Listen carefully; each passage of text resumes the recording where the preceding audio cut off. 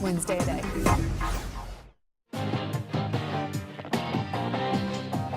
Did you see that promo of you and Peter Cridlin? You were playing that game, Doctor or whatever, Dr. Buzz, I don't know, Operation. Well, Operation, it's called. Doctor is a different game. Well, whatever. What was that? I didn't have any audio, but it was interesting. Well, the audio is important in that. Is it? Very okay. important. It was a health issue. Thank you for mocking the promo. My apologies. Cridlin Keneally, Wednesday at 8. Watch with my other favourite tomorrow night co-host named Peter. Who have you got on the program? So not funny. Speaking of naming people, let's play. The Name House. That MP. House of Representatives. Let's have a look. First in. Oh. Damn. Wow. They tried to tell us it was someone that we'd know. Wow, I think our production team overestimates our political knowledge. Who went all out to provide so much more. Oh, that's Meryl. Yes, Meryl, the member for Meryl Swanson.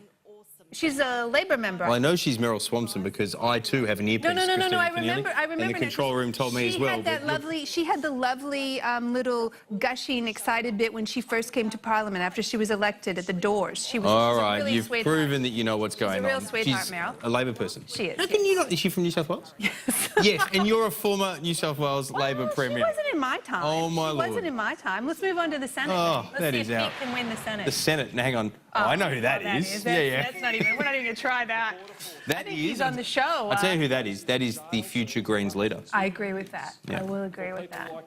Nick McKim, if people think that we don't actually know. We do actually know. He is on the program. All right, let's bring our panel in. Do we know them? Let's try that. No, we Can do you know name them. The panel? No, we do. Yeah, I can. Go for it. Let's see you do it. Is it Tim Watt or Tim Watts? Go ahead. You're doing well. Tim, welcome to the program. Julia Banks. Peter. You're not the member for Banks, are you? It is Julia Banks, that is right? She's a Banks and he is a No, Watts. the member for Chisholm. And I just wanted to say first, I'm really sorry about the Logies.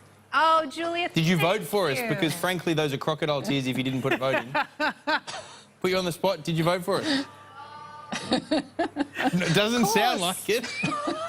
So you're really sorry about the Logies, other than the fact you didn't bother to vote for it. Let me give you... She just said, of course she did. Let me give you some advice as a political operator. Never trust anyone who says they voted for you. Only trust the people who say they didn't vote for you. Tim Watts, did you vote for us? I think I got behind the hashtag campaign at least. Do they count the hashtag tweets? You know, I tell you what, No, they given that neither of them voted for us, not that I wanted to go, but given that neither of them voted for us, we are going to play this name your MP game with them, but we're going to pick the Senate where they won't be necessarily as sure-footed. Sure. So if our director can let us know Yes. when he sees someone speaking who he doesn't recognise, then we will go to our esteemed panel and put them on the spot. Terrific. All right, well, you can look forward to that later on in the program. But meanwhile, why don't we talk about some actual political issues in the mix? I know, Pete... Not a bad idea. It's a crazy idea. Can I go first? You may. Julia Banks, let me ask you about the well-honed position of the government on the China extradition treaty. Are you for their position at 8 a.m. or their position at 9? Well, I think the position on the extradition treaty, the important thing to note is that this treaty's been in place since 2007 with successive governments, Gillard Rudd, successive Labor and Liberal governments. It's been in place, and the purpose of the treaty is to send Chinese criminals back to China. That's one of the fundamental backbones of a treaty as such. Bill Shorten and the Labor Party, there was a joint standing committee in December 2016, as we heard from the Foreign Minister earlier, where it was agreed that it would be ratified.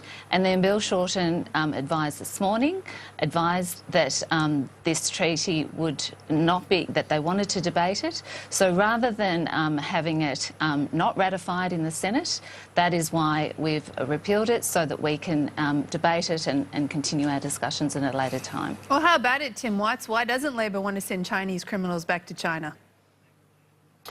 Well, look, that response there was very disappointing. This is not a new issue. This treaty had been investigated by the Joint Select Committee on Treaties for some time, and there was a dissenting report put out by Labor members expressing the concerns that Labor Party had for some time now. Now, it's difficult to think of a more serious issue than this. This goes to one of our most important foreign relationships. but it also goes to the human rights and the prospects for justice of Australian citizens. And for the member for Chisholm to make that argument, a member representing a very large constituency of Chinese Australians, dual nationals, to make a comment like that, given what we know about the Chinese justice system. These are not people who have been convicted let's give of any Julia crime. Banks a These right of extradition reply on that. Let's Yeah. give her a right People reply on who that. have That's a fought pretty for the hard Chinese justice observation. system. Let's see what she has to say. Let's just be pretty clear here. I have 100% faith in the Australian justice system, and there are several human rights safeguards that have served us well through the historically through Labor and Liberal governments in relation to if there's the death penalty or torture. There are several human rights safeguards where the Minister for Justice has absolute discretion. So it's not that we would send people, that the Minister would blindly send people back without considering those human rights safeguards. So it has those safeguards, and those safeguards have been in place for a long time. But this treaty is for Chinese nationals who commit a crime, who are. And that's the treaty which Labor had agreed to for many years. Just to follow up, why? I mean, I was talking to Greg Sheridan about this earlier. Why are we the only one of the Five Eyes security network that is actually having in place a treaty like this?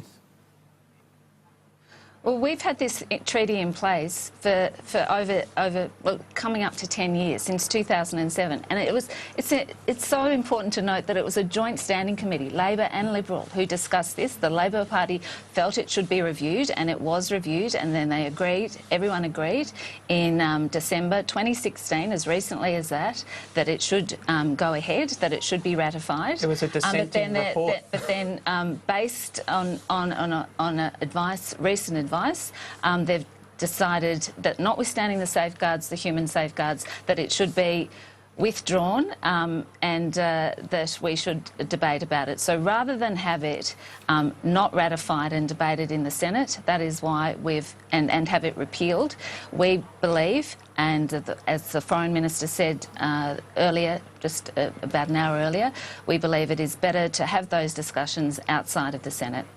Does that mean in the party room as well? It seems like some of your own coalition colleagues were not happy with this deal going ahead, this treaty going ahead. Look, my view on this is the same as what the Foreign Minister said earlier, and that is that the Foreign Minister has remained consistent on this, and the consistent approach is, unlike the Labor Party, who flip and flop on, depending on their politics. So basically, our view is that this should be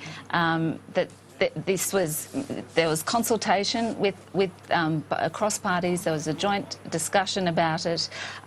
It was approved to be ratified. We were going to ratify something that had been ratified for over 10 years, and the other clear message about this treaty is that there are significant and important carve-outs in relation to human rights safeguards. So those carve-outs are critical, and they can't be ignored. It's not like people are blindly sent through there, because we have jurisdiction over the Australian law. We don't have jurisdiction in China, but nevertheless, with that, our jurisdiction and our Minister for Justice, who has absolute discretion. So effectively what Labor is saying is they don't have faith in our justice system, where our Minister for Justice has this absolute discretion to implement the human rights safeguards which are aligned to Australian values and laws. It's very difficult when coalition MPs don't know what this treaty provides for. I mean, what this treaty provides for is, if an Australian citizen, who may be a dual Chinese-Australian citizen, has allegedly committed an offence against Chinese law, they'll be extradited under this treaty. Now, the safeguards that Julia was talking about weren't good enough to convince not only the Labor Party, but many people in the coalition party room, the Greens, Corey Bernardi. This is not true. There was a dissenting report from the J. Scott Treaty. This is a treaty that has not been ratified. It's a very disappointing thing for a very serious treaty. All right, and it will continue to play out, I don't doubt. I want to get to another issue, though, this report, the key report into what has gone on with the issues in South Australia. Tim Watts, I'll start with you. The problem with South Australia's high level of renewable generation is apparently a key factor behind the blackouts over there, according to this report. How do you react to that? That's just not what the report said, Peter. That the AMIA report that came out It says wind farms key. has said that.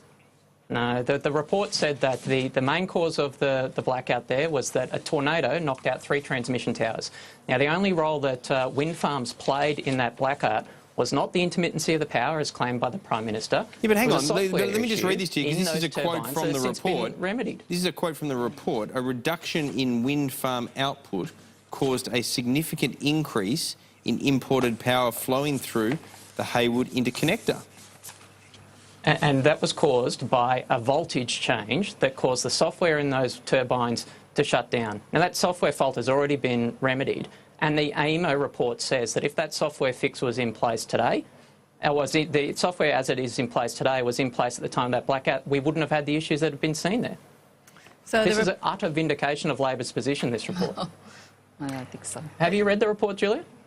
I've read summaries of the report, and what Peter says is correct. That basically, to put it in simple terms, in my view, the report found that the statewide blackout would not have occurred if the wind farms had been able to withstand the weather disturbances, and because of the reduction in coal and gas. Hang on. It goes. That's not what it says. It goes directly to the Labor Greens ideology. Just hang on a The wind second. farms Tim, turned what's off because of a voltage the issue. report's only just come out. Have you read the whole thing yet? I spent the morning reading it, Peter, actually, So you because read this is a topic of I some believe you contention. should say that. You've read the whole thing. You can read the appendixes, Peter, where they model a number of scenarios, and one of the scenarios they model was if the software had been remedied in the way that it is now. It's very clear. It says explicitly that if the software had been remedied in the way that it has now, we wouldn't have had the blackout. it does seem like this storm has been somewhat politicized. Both sides want to draw their own political conclusions based on one weather event. What do you both make yesterday of Adam Bandt's comments that Malcolm Turnbull would have blood on his hands because of a storm like Cyclone Debbie if he proceeded to open a Hazelwood or Which he's not even looking to do. I presume any other coal-fired power plant. What do you make of those comments? We'll start with you first, Julia. Well, first of all, it wasn't one event. South Australia went in the dark, not once, not twice, not 3 times, but 4 times, and we've seen this over and above in terms of the I think to be factors. accurate, this whole state had one whole statewide blackout. I don't believe there were 4 A whole statewide blackout. blackouts. Okay, yeah, to clarify that. But basically, it is testament, and this report has harnessed the view that it's based on the fact that there is no energy reliability in terms of keeping the lights on in South Australia. It's an appalling situation, and I think Adam Bandt's comments were just reckless and made no sense at all whatsoever. Tim Watts, what do you make of Adam Bandt's comments? Well, I think it's fairly clear that climate change does affect the frequency and the intensity of cyclones. There's a lot of evidence for that.